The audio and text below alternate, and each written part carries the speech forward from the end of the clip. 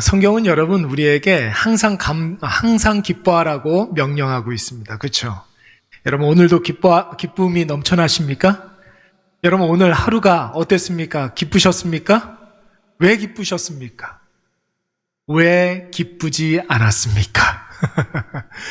여러분 하나님께서는 우리에게 가장 중요한 것을 이야기할 때는 얘들아 기뻐해도 참 좋단다 이렇게 이야기하지 아니하시고 기뻐하라 명령형으로 말씀하십니다. 그래서 여러분 데살로니가 전서 우리가 살펴보았지만 5장 16절 말씀에 항상 기뻐하라 이렇게 이야기하잖아요. 여러분 빌립보서 4장 4절 말씀에서는 주 안에서 항상 기뻐하라 이렇게 이야기하시고, 여러분 고린도전서 13장 말씀에 보면은 하나님 너희와 함께 하시니 너희는 항상 기뻐하라 이렇게 말씀하십니다. 명령이에요. 기뻐하라 라는 말은 여러분 설득이나 청유가 아니라 명령형으로 말씀하셨습니다.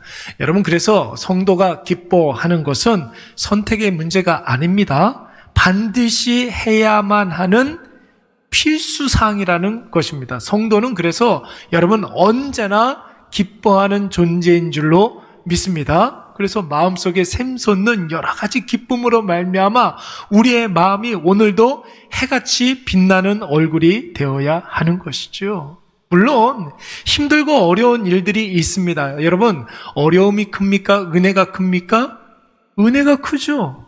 우리는 다 은혜가 있는 존재들 아닙니까? 그렇기 때문에 여러분 우리는 은혜를 느끼고 은혜를 고백하고 은혜를 선포하는 자들이기 때문에 여러분 우리의 얼굴은 날마다 해같이 빛나는 기쁨의 얼굴이 되어야 할 줄로 믿습니다. 그래서 여러분 하나님께서는 언제나 우리의 수준을, 신앙의 수준을 이렇게 업그레이드 할 때에는 설득하거나 협상하거나 회유하지 아니하시고 언제나 무조건 해야 하는 명령어를 사용하셔서 반드시 무엇 하라 이렇게 말씀하시는 거예요.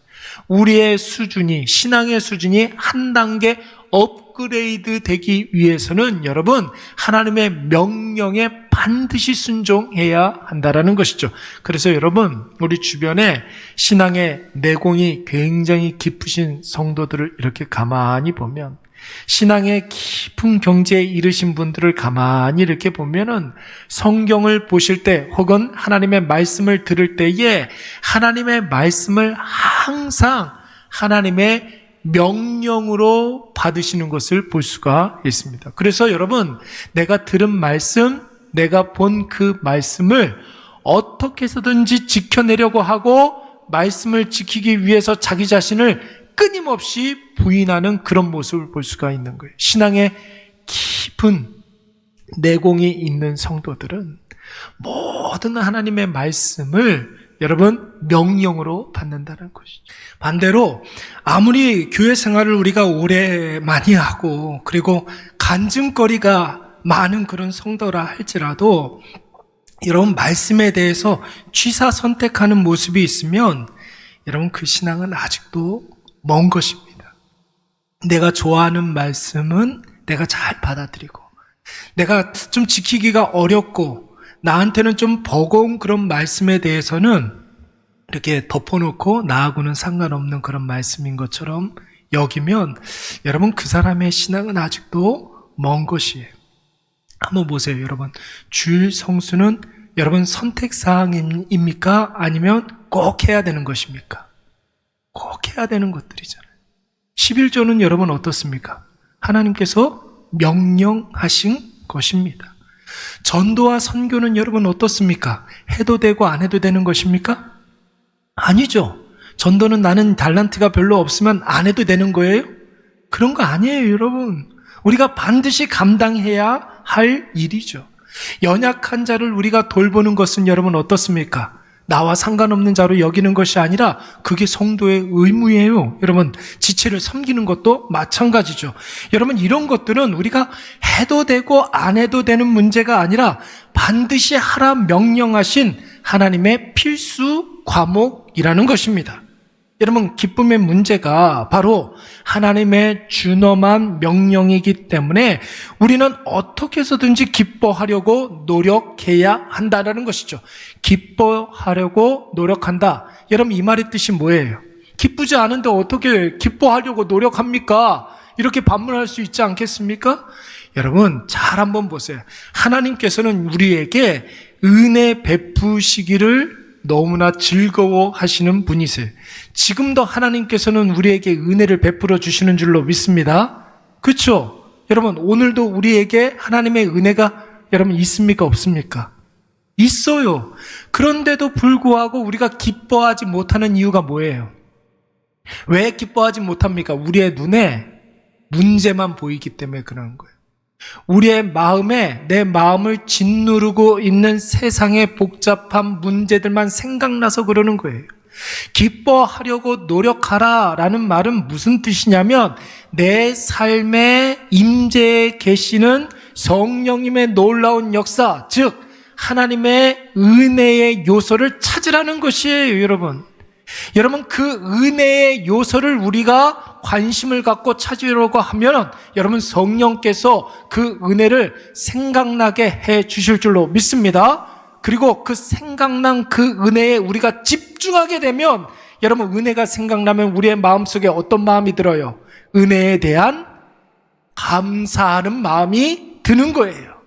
은혜에 집중하면 마음속에 여러분 감사가 계속해서 샘솟게 되는 줄로 믿습니다. 샘솟는 감사, 우리는 그것을 두자로 기쁨이라고 이야기하는 것입니다. 그래서 하나님이 우리의 삶 속에 곳곳에 심어 놓으신 은혜의 요소를 찾아야 한다는 것이죠. 여러분, 100% 모든 일들 100% 불행한 사람이 있습니까? 그런 사람은 없어요, 여러분. 가만히 여러분 우리의 삶을 찾아보면 은혜의 요소가 분명히 있는 줄로 믿습니다. 여러분, 오늘 하나님께서 우리에게 부어주신 여러분 보물찾기 하듯이 숨겨놓으신 그 은혜를 한번 생각해 보세요. 한번 떠올려 보세요. 그러면 여러분 그 은혜를 찾으면 지금처럼 여러분의 얼굴이 뭔가 이렇게 짓눌려 있는 얼굴이 아닐 거예요. 굉장히 뭔가 이렇게 긴장한 얼굴인 것 같아요. 아까 전에도 제가 말씀을 드렸지만 우리 마음속에는 채워주는 그런 은혜도 있고 도와주시는 은혜도 있거든요. 근데 우리는 연약하고 부족하기 때문에 채워도 연약함과 부족함을 느낄 수밖에 없어요. 그런데 우리 마음속에 죄사함의 은혜 뿐만 아니라 하나님 자녀된 은혜, 여러분 우리가 구원받았다라는 그 은혜를 생각하면 감사가 풍성해지고 그 감사에 이어서 기쁨이 충만하게 될 줄로 믿습니다. 그래서 여러분 아까 전에 데살로니가전서 5장 16절부터 뭐라고 그랬습니까? 우리 다 같이 한번 읽어볼까요? 시작. 항상 쉬지 말고 범사에, 다시 한번 시작. 항상 기뻐하라. 쉬지 말고 기도하라. 범사에 감사라. 이것이 그리스도 예수 안에서 너희를 향하신 하나님의 뜻이 뭐예요? 목사님, 저는 하나님의 뜻이 무엇인지 모르겠어요. 지금 이렇게 복잡한 그런 문제들 가운데 하나님의 뜻이 무엇인지 모르겠어요. 왜 몰라요? 하나님께서 가르쳐 주셨는데 그러한 문제가 있어도 뭐 하라는 것입니까? 기뻐하라는 거예요. 그러한 여러 가지 복잡한 문제가 있어도 뭐 하라는 것이에요? 감사하라는 것이에요. 그래서 그 감사로 인하여서 날마다 하나님 아버지 앞에 영광 돌려드리며 찬송하라는 것입니다. 여러분, 논란의 여지가 없는 하나님의 선명한 명령 아니겠습니까? 여러분, 그래서 일부러라도 기뻐하지 않으면 나도 모르게 어둠이 틈타는 거예요. 늘 우리의 마음속에 기쁨을 유지하지 않으면 나도 모르는 사이에 어둠이 우리를 이렇게 엄습하게 됩니다. 그래서 생각하지 말아야 될 것들을 자꾸만 생각하게 하는 거예요. 여러분, 기도하지 않으면 누가 틈타요? 기도하면 성령께서 우리를 압도하거든요. 근데 기도하지 않으면 누가 틈탄다고요? 마귀가 우리를 틈타게 되어 있습니다. 여러분, 감사하지 못하면 삶의 목표를 상실하기 때문에 여러분 우리는 기뻐할 수도 없고 기도할 수도 없는 것입니다. 그래서 일상의 삶에서 성도는 그래서 항상 기뻐하고 쉬지 말고 기도하고 범사에 감사해야 될 줄로 믿습니다. 여러분 성경에 이렇게 서신서 가운데 기쁨의 서신서라고 불리우는 말씀이 있어요. 뭘까요? 빌립보서예요. 빌립보서. 여러분 빌립보서의 말씀에서는 이 기쁨을 계속해서 거듭해서 강조하고 있는데 주 안에서 기뻐하라. 내가 다시 말하노니 뭐하라? 기뻐하라. 이렇게 이야기하고 있습니다. 여러분 이 말씀은 우리의 상황을 고려하고 조건을 고려한 말씀이 아니에요. 무조건 여러분 기뻐해야 된다는 거예요. 그런데 기뻐할 수 있는, 무조건 기뻐할 수 있는 여러분 이유 한 가지를 이야기해 주고 있지 않습니까? 그 앞에 뭐라고 이야기했어요? 주 안에 있으면 항상 기뻐할 수가 있다라는 거예요. 여러분 주 안에 있으면, 예수 그리스도 안에 있으면 예수 그리스도의 은혜가 선명해지기 때문에 그 은혜를 묵상할수록 감사하고 기뻐할 수가 있게 되는 것이죠. 그러니까 여러분 기쁨을 하나의 결과로 놓고 보면 여러분 시작은 우리가 열심히 기도하면 여러분 하나님의 은혜가 선명하게 나타나게 될 줄로 믿습니다. 기도하면 여러분 하나님의 은혜가 아주 선명하게 나타나는 거예요. 은혜가 선명해지면 여러분 우리의 마음속에 어떤 감정이 북받쳐 오른다고요? 감사하는 마음이 일어나는 거예요. 그 감사에 이어서 기쁨이 따라오게 될 줄로 믿습니다. 기도, 응답, 그리고 감사, 기쁨. 여러분 이 네 가지는 예수 그리스도 안에 있을 때에만 가능한 단어인 거예요. 그래서 여러분 세상에서는 절대로 줄 수가 없어요. 그래서 우리가 사도 바울은 빌립보서 4장 4절 말씀에 주 안에서 주님이 주시는 그 은혜로 말미암아 항상 기뻐하라고 말씀하고 있는 거예요. 여러분 우리가 내일 모레면 추수감사절을 맞이하게 되는데 여러분 이 감사의 시기에 우리의 마음에 기쁨이 충만하시기를 간절히 축원합니다. 기쁨이 충만해야 돼요. 그러기 위해서는 기도로 우리의 마음을 준비해야 되고 기도하는 가운데 선명한 하나님의 은혜를 볼 수 있어야 되겠죠. 그리고 그 은혜에 대한 감사가 넘치면 감사 다음에 반드시 기쁨이 오게 되는 거예요. 여러분 그 감사가 나의 삶 속에 만족을 줄 수 있어야 된다는 거죠. 여러분 한 가지 꼭 기억해야 될 것은 무엇이냐면 내 앞에 있는 모든 일들, 여러분 좋은 일이 됐든지 나쁜 일이 됐든지 그 일들을 판단하는 기준이 나 자신이어서는 안 돼요. 내 기준으로 내 앞에 있는 여러 가지 문제들을 판단하면 여러분 우리의 삶에 절대로 감사가 있을 수가 없고 기쁨도 있을 수가 없습니다. 여러분 누구 기준으로 내 삶의 모든 문제들을 바라봐야 되겠습니까? 하나님의 관점에서 바라봐야 되는 거예요. 그때부터는 여러분 모든 일들이 다르게 느껴지게 됩니다. 여러분 오늘 아침에 풍랑이는 바다에서 제자들이 바다 위를 걸어오시는 예수님을 만났다고 그랬잖아요. 여러분 그 풍랑이는 그 현실을 예수님과 연관지어 생각하면 안심할 수가 있다고 그랬습니다. 여러분 마찬가지 우리의 삶 속에 하나님의 은혜의 요소를 자꾸만 우리가 발굴해내면 우리의 시각이 달라지게 되는 것이죠. 힘든 일은 훈련으로 여겨지게 돼요. 좋은 일은 하나님의 은혜로 여겨지게 되고 고통스러운 일들은 우리의 성장의 하나의 과정으로 여겨지게 되고 즐거운 일들은 감사로 나타나게 되는 줄로 믿습니다. 그래서 모든 일에 우리가 기뻐할 수가 있고 항상 기뻐할 수가 있는 것이죠. 오늘 시편의 주인공이 왜 기뻐하고 있습니까? 두말할 것도 없이 여호와 하나님을 나의 힘으로 여기고 있기 때문에 그러는 것입니다. 여러분 구약 성경에 하나님으로 인해서 기뻐하며 찬송하는 사람들의 고백을 보면 거의 이 말씀하고 여러분 계속해서 똑같아요. 우리 1절 말씀 다 같이 한번 읽어볼까요? 다시 한번 읽겠습니다. 시작. 여호와여 왕이 기뻐하며 주의 구원으로 말미암아 크게. 여러분 여기에서 왕이라는 말은 누구를 말하는 걸까요? 다윗 왕을 말하는 거예요. 다윗 왕이 주의 힘으로 말미암아. 주는 누구를 말하는 거예요? 여호와 하나님 아버지를 말하는 것입니다. 여호와의 힘으로 말미암아 뭐하며? 기뻐하며 그랬어요. 여호와의 구원으로 말미암아 우리가 즐거워한다고 말씀하고 있습니다. 여러분, 구약 성경의 말씀에 이렇게 보면 기뻐하는 사람들이 하나님을 찬송할 때 반드시 나오는 말들이 있어요. 주 여호와로 인하여서 우리가 기뻐하는데 하나님은 나의 힘이시고 하나님은 나의 노래가 되어주시고 하나님은 나의 구원이 되어주십니다. 이런 고백이 여러분 똑같이 나와요. 여러분, 이 고백의 원조가 누구일까요? 바로 모세예요. 모세가 홍해를 건너고 난 이후에 하나님을 찬송할 때 이 찬송시를 하나님 앞에 기도하면서 찬송했다는 거예요. 여호와 하나님은 나의 힘이시고 나의 노래와 찬송이 되어주시며 여호와는 나의 구원이십니다.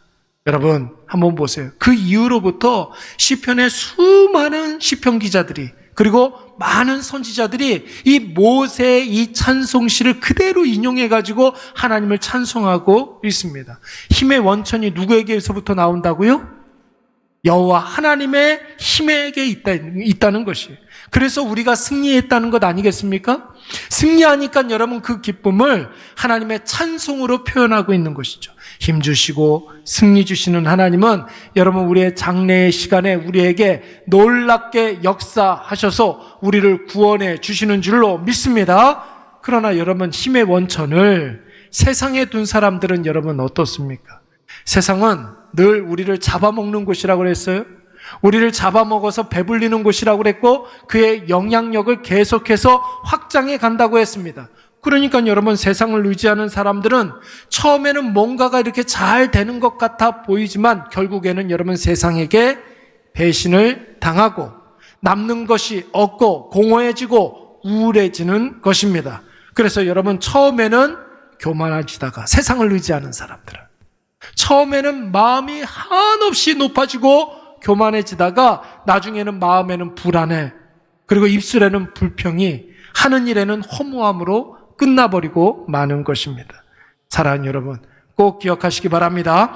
하나님을 나의 힘의 원천으로 삼으면 반드시 승리가 임하게 되는 줄로 믿습니다. 여러분, 그 승리에는 언제나 교만이 없고 불만이 없고 불평이 없고 허무가 없어지는 거예요. 언제나 우리의 마음속에 기쁨이 충만하게 될 줄로 믿습니다. 제가 어저께 유튜브를 이렇게 보면서 우리나라의 굉장히 유명한 일타 강사, 한국사를 강의하는 일타 강사 전한길이라는 분의 그 간증을 들어본 적이 있어요. 전한길이라는 분 혹시 여러분 잘 아십니까? 그분이 어저께 간증하는 것을 잠깐 이렇게 들었는데 그분의 인생 역전 이야기가 세간의 화제가 되고 있습니다. 근데 이분이 굉장히 신실한 그리스도인이었더라고요, 보니까. 대구에서 이렇게 교육 사업을 하다가 빚을 한 25억 정도를 지었다는 거예요. 낙심하고 낭망해 있을 때 자기가 하나님 앞에서 세 가지를 다짐을 했대. 세 가지를 다짐했는데 첫 번째는 뭐냐면 실패했다고 해서 스스로 타락의 길로 가지 말자. 요걸 다짐했다는 거예요. 여러분, 실패해가지고 얘라 모르겠다, 내 맘대로 살자, 이런 사람들이 있습니까, 없습니까? 그런 사람들 굉장히 많아요. 아유, 그냥 삐뚤어질 테다 하면서 타락의 길로 이렇게 걸어가는 사람들이 굉장히 많이 있습니다. 그래서 이 사람이 절대로 내가 실패했다고 해가지고 절대로 타락의 길로는 가지 말자. 자기의 발걸음을 막기 위해서 성경 안에 자기를 이렇게 좀 뭐라 그럴까요? 흔들리지 않게 하는 10개의 말씀을 골라서 그것을 아주 달달달달 외웠다는 거예요. 10개의 말씀을 달달달달 외우면서 내가 유혹을 받을 때마다, 세상의 위협을 받을 때마다 그 말씀 외우면서 이겨냈다는 것입니다. 첫 번째, 스스로 타락의 길로 가지 말자. 두 번째 다짐이 무엇이었냐면 실패했다고 해서 가정을 소홀히 여기지 말자. 이거였다는 거예요. 그래서 밖에서는 짓눌리고 밖에서는 굉장히 어렵고 고통스러워도 집에 들어갈 때는 반드시 웃었다는 거예요. 그래서 아내와 자녀들이 자기가 지금 짓눌려 있는 그런 상태들을 눈치채지 못하도록 그들에게 계속해서 기쁨을 주려고 노력했다라는 것입니다. 자녀들과 가족들이 안심할 수 있도록. 안심할 수 있도록. 배우자를 바라보면서 안심할 수 있도록. 자녀들이 아빠를 바라보면서 그 마음에 별일 없는 것처럼. 그렇게 지낼 수 있도록 가정을 돌봤다는 거예요. 세 번째는 뭐냐면 신앙의 절개를 지키자, 이런 결단이 있었다는 것입니다. 완전히 바닥으로 떨어진 이후에 내가 의지할 것은 오직 하나님밖에 없더라라는 것이죠. 그래서 나를 끝까지 지켜주시는 하나님 앞에 자기가 다짐하기를 어떤 일이 있어도 하나님에 대한 믿음을 꼭 지켜내겠다, 이런 결단이 있었다는 것입니다. 여러분, 어떻게 이분이 그 실패의 자리에서 다시 일어날 수 있었겠습니까? 나에게 주어진 상황에서 나의 힘이 아니라 하나님을 자신의 유일한 방법으로 삼았기 때문에 이러한 결단을 할 수가 있었던 거예요. 실패를 했어도 타락하지 말자, 하나님의 주시는 힘으로 살자, 이런 뜻 아니겠습니까? 실패는 했어도 가정은 꼭 지키자, 실패는 했어도 내가 감당해야 하는 그 일들은 꼭 해내자, 신앙의 절개를 지키자. 무슨 뜻입니까? 실패는 했어도 하나님이 나에게 하시는 그 기대하는 그 일들을 반드시 해내자, 이런 뜻이 되는 거예요. 여러분, 하나님을 나의 힘과 능력과 지혜로 삼으니까 고통의 상황 속에서도 희망을 볼 수가 있는 것이고, 환난의 상황 속에서도 하나님의 약속하신 것을 소망할 수 있었던 것입니다.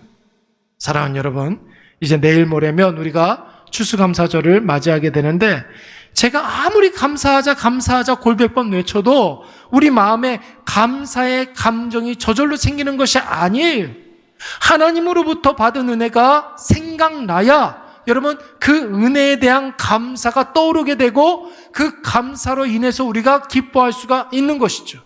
하나님의 힘으로 난관을 이긴 경험이 있어야 합니다. 그 은혜의 경험이 있어야, 떠올라야 우리가 감사할 수 있고 기뻐할 수가 있는 것이에요. 하나님이 주신 능력으로 마귀를 이긴 경험이 있어야 됩니다. 여러분, 그 경험이 은혜가 되어서 감사할 수 있고 기뻐할 수가 있는 것이에요. 하나님이 주시는 지혜로 시험과 유혹을 이긴 체험이 있어야 됩니다. 그게 은혜가 되고 감사가 되고 기쁨이 될 수가 있는 것입니다. 그때 우리 마음에 넘치는 감사가 있게 될 줄로 믿습니다. 그때 우리가 기뻐할 수 있는 것이고, 그 기쁨 가운데 내가 하나님의 자녀라는 사실을 확증하게 되는 것입니다. 오늘 이것을 꼭 기억하셔서 날마다 주 안에서 기뻐하시고 항상 기뻐하시고, 하나님으로 인한 그 기쁨으로 날마다 하나님 앞에 영광 돌려드리시는 저와 여러분이 되시기를 간절히 축원합니다.